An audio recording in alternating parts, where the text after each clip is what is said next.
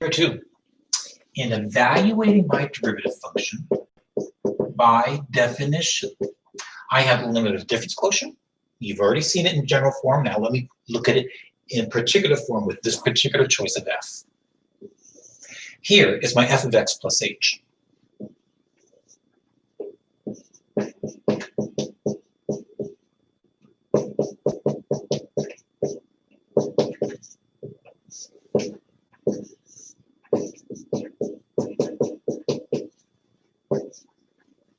Immediately, I am in an indeterminate form.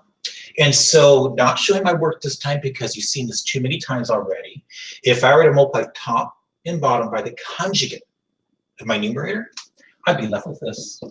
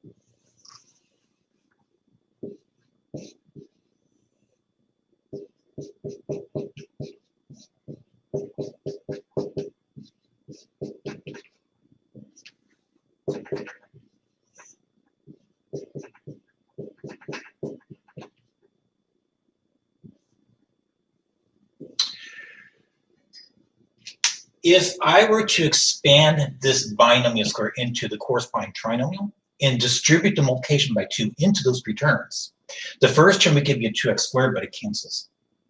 The second term would be 4xh. The third term would be 2h squared.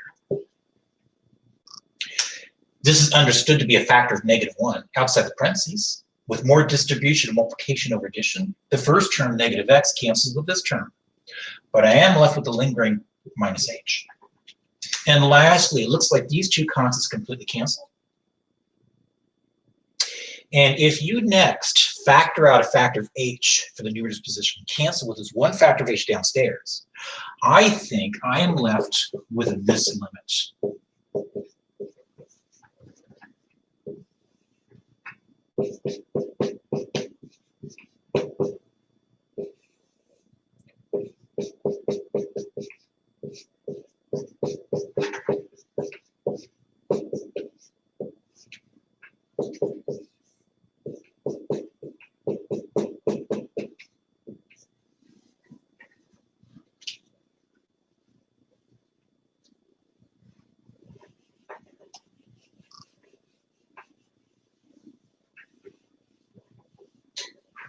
Evaluating this limit as h goes to 0, it allows me to see this term upstairs going to 0.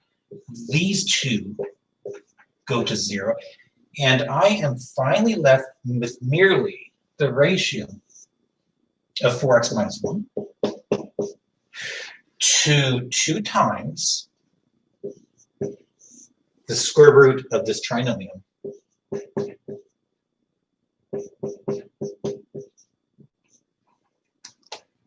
If you think this is a bit too much work, I would agree completely. Technically speaking, I'm using my formal definition of the derivative function to come up with these derivatives in my last few examples. In the very, very near future, I promise you I will provide you with some shortcuts to this differentiation process. Regardless, in any standard first semester calculus course, I need to see you understand the fundamental C for the differential calculus, which is my definition of derivative function in terms of the limit of a difference quotient.